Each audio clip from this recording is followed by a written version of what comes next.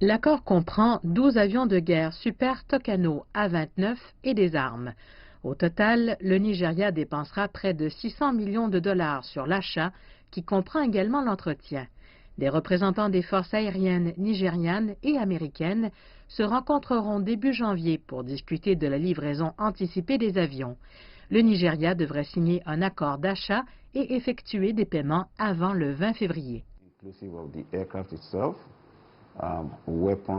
Le contrat dont parle le gouvernement nigérian comprend l'avion lui-même, les armes qu'il transporte, la formation des pilotes et de l'équipe de maintenance. Nous parlons également des pièces de rechange qui vont avec, ainsi que la mise en place d'une infrastructure pour la maintenance de l'avion au Nigeria. C'est donc un service complet.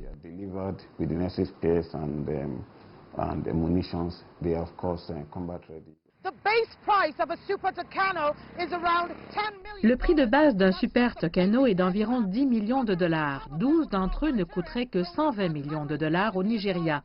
Mais le pays est prêt à dépenser près de 600 millions de dollars pour obtenir des capacités de reconnaissance et de combat.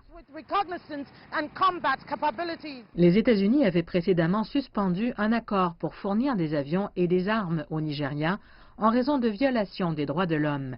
Le président Buhari a failli conclure un accord l'année dernière, mais l'ancien président Barack Obama a retardé la vente après que l'aviation nigériane eut bombardé un camp de réfugiés dans le nord-est du pays. L'armée a déclaré plus tard que l'attaque était une erreur et elle s'était excusée.